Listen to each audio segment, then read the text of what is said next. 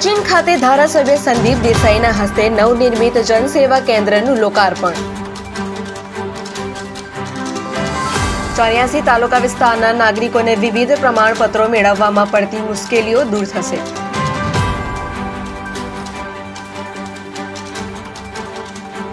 મહાનુભાવોના હસ્તે 5 લાભાર્થીઓને રહેઠાણ અને આવકના દાખલા અર્પણ કરાયા।